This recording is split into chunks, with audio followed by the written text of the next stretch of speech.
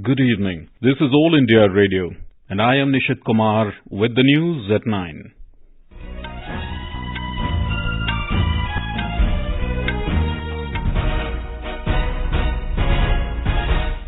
The headlines.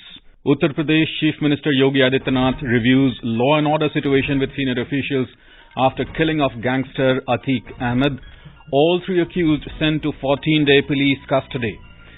CBI questions Delhi Chief Minister Arvind Kejriwal on Delhi Excise policy case. 5-day Army Commanders Conference to begin from tomorrow to discuss emerging security scenario and other matters. G7 environment ministers agree to make efforts to reduce vehicle emissions. IMD forecasts heatwave conditions over West Bengal, Bihar and coastal Andhra Pradesh during next 5 days. And in IPL Cricket, Mumbai Indians defeat Kolkata Knight Riders by 5 wickets at Mumbai. Match between Gujarat Titans and Rajasthan Royals underway in Ahmedabad.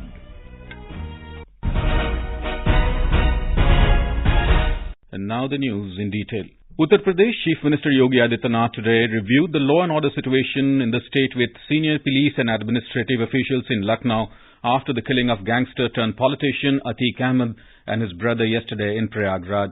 Senior police officials including DGP and Special DG Law and Order apprised the Chief Minister about the latest development in the case. All three accused arrested for the killing of Atiq and his brother were produced before the court today. They were sent to 14-day police custody by the court. Law and order situation continues to remain stable in the state and there is no report of any untoward incident. Meanwhile, post-mortem of Atiq and his brother Ashraf was conducted by a panel of doctors and videography was also conducted by the administration. Their bodies have been handed over to the family members for their last rites. Police is keeping extra vigil in sensitive areas and intense checking of vehicles is going on. Internet service in Prayagraj district has been stopped and Section 144 imposed. The Central Bureau of Investigation today questioned Delhi Chief Minister Arvind Kejriwal in the Delhi Excise policy case at its headquarters in New Delhi. He appeared before the CBI at 11 a.m.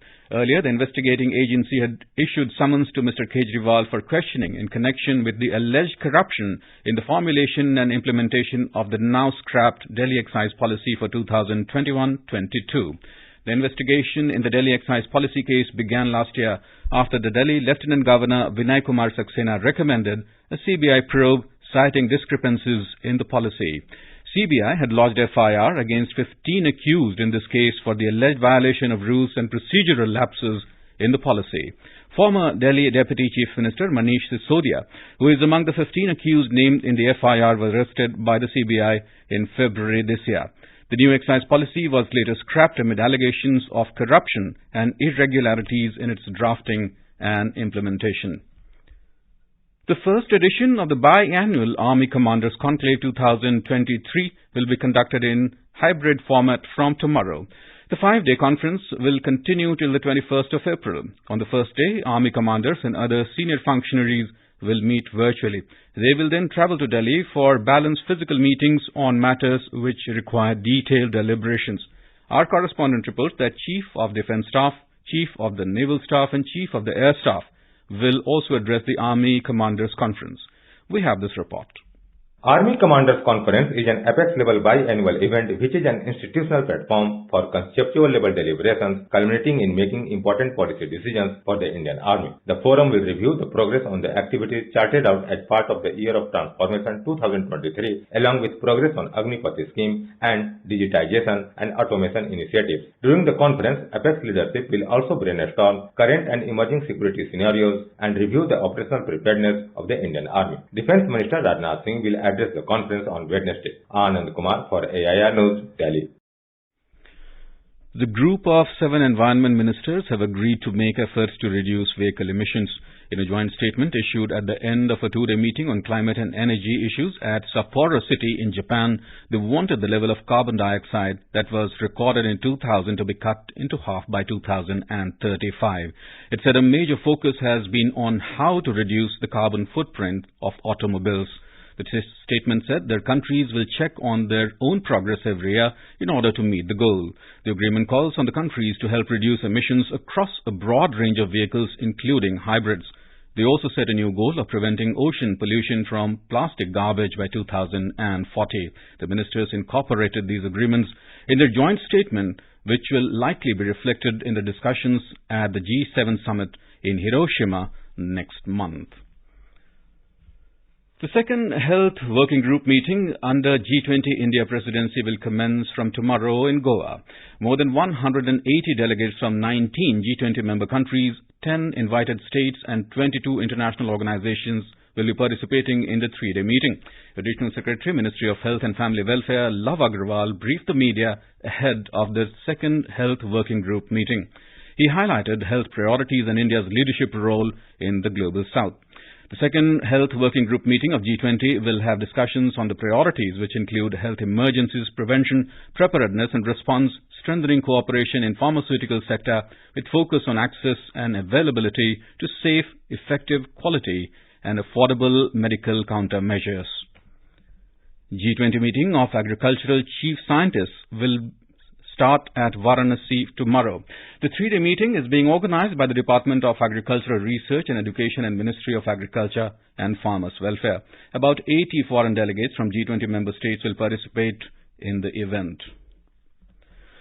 The second meeting of the G20 Digital Economy Working Group will be held for 3 days in Hyderabad from tomorrow. Minister of State for Communication Dev Singh Chauhan and Minister of State for Social Justice and Empowerment A. Narayanaswamy will be present at the inaugural session. Addressing the media conference in Hyderabad, Secretary MeitY Alkesh Kumar Sharma said global experts will share their experience in emerging and telecom technologies and on technology-led inclusive development. Three main issues which we have taken up as priorities, which we will discuss with G20 countries. One is on digital public infrastructure. How do we promote our and showcase our digital public platforms? Second priority will be on cyber security for small and medium enterprises, for our youth, for our women and elderly, so that they don't get affected or cheated by cyber security frauds. And third will be on digital skilling. Our objective is that nobody should be digitally illiterate. Over 130 delegates from the member countries, global invitees and international organizations will take part in the deliberations. External Affairs Minister Dr. S. Jaishankar today spoke to U.S. Secretary of State Antony Blinken and discussed regional as well as global issues. In a tweet, Dr. Jaishankar said he had a warm conversation with Mr. Blinken this morning. He said they noted the steady progress in bilateral ties between the two countries. This is All India Radio giving you the news. For quick news updates around the clock, follow us on our Twitter handle at AIR News Alerts. Welcome back.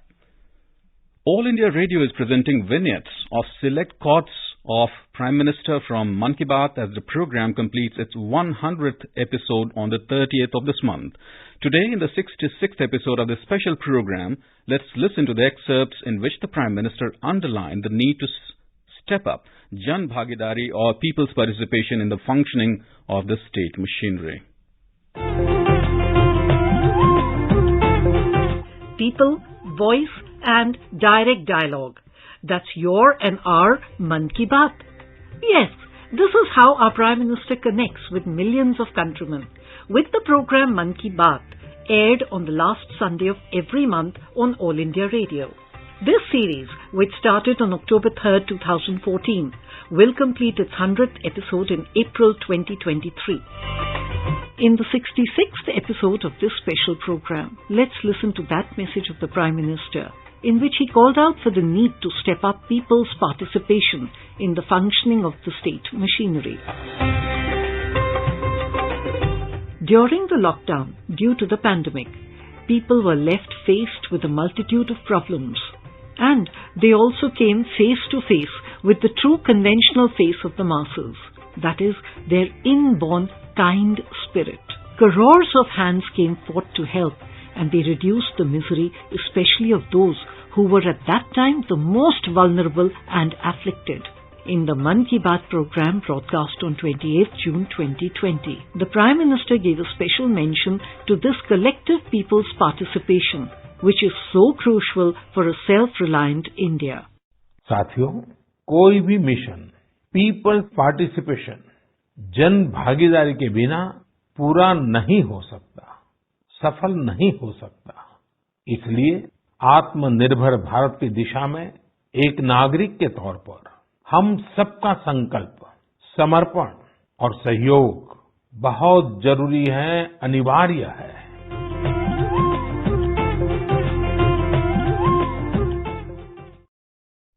President Draupadi Murmu will inaugurate the National Panchayat Awards Week and confer the National Panchayat Awards at the National Conference on Incentivization of Panchayats Cum Awards ceremony in New Delhi tomorrow.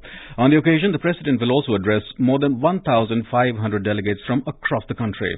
The Ministry of Panchayati Raj will be celebrating National Panchayat Awards Week commencing tomorrow to the 21st of this month.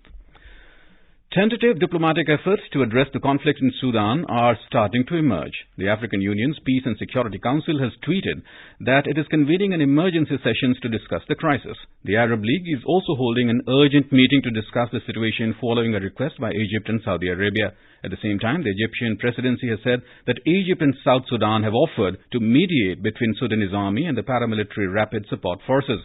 Scores of combatants and more than 56 civilians have been reported dead, while around 600 were injured in the power struggle between Sudan's army and a paramilitary force. An Indian national identified as Albert Augustine, working in Sudan, succumbed to his injuries after getting hit by a stray bullet amid the ongoing clashes. External Affairs Minister S. Jaishankar has expressed grief over the death of the Indian national.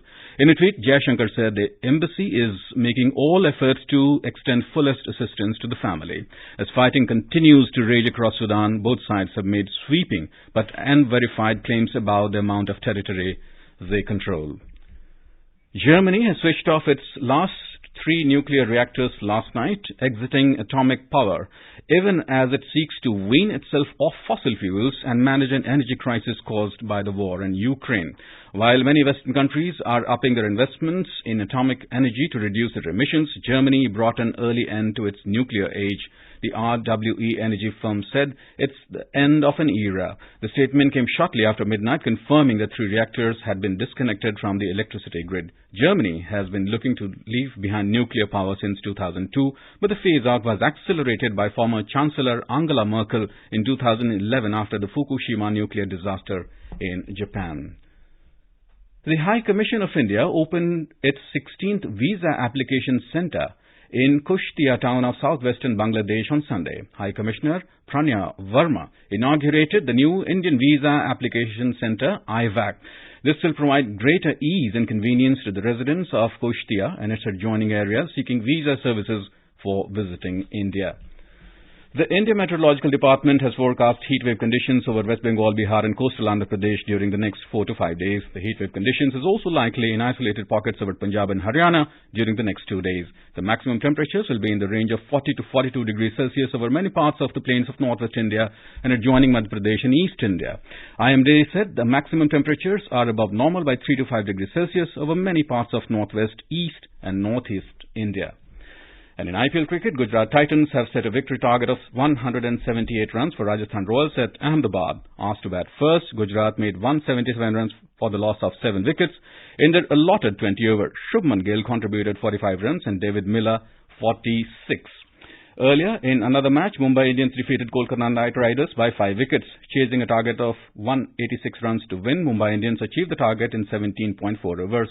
For Mumbai Indians, Ishan Kishan scored 58 runs, Suryakumar Yadav 43 and Tilak Verma 30, while Tim David remained not out with 24. For Knight Riders, Suyash Sharma took 2 wickets. Sent into bat, Kolkata Knight Riders scored 185 for 6 in stipulated 20 overs. Venkatesh Iyer made a superb 104 in 51 balls. And now, before we end the bulletin, the headlines once again. Uttar Pradesh Chief Minister Yogi Adityanath reviews law and order situation with senior officials after killing of Gangster Atiq Ahmad. All 3 accused sent to 14-day police custody. CBI questions Delhi Chief Minister Arvind Kejriwal on Delhi Excise policy case. 5-day Army Commanders Conference to begin from tomorrow to discuss emerging security scenario and other matters. G7 environment ministers agree to make efforts to reduce vehicle emissions. IMD forecasts heatwave conditions over West Bengal, Bihar and coastal Andhra Pradesh during the next 5 days. And in IPL Cricket, Mumbai Indians defeat Kolkata Knight Riders by 5 wickets at Mumbai. In another match, Gujarat Titans set a target of 178 runs for Rajasthan Royals in Ahmedabad. And that is all in the news at 9. Good night.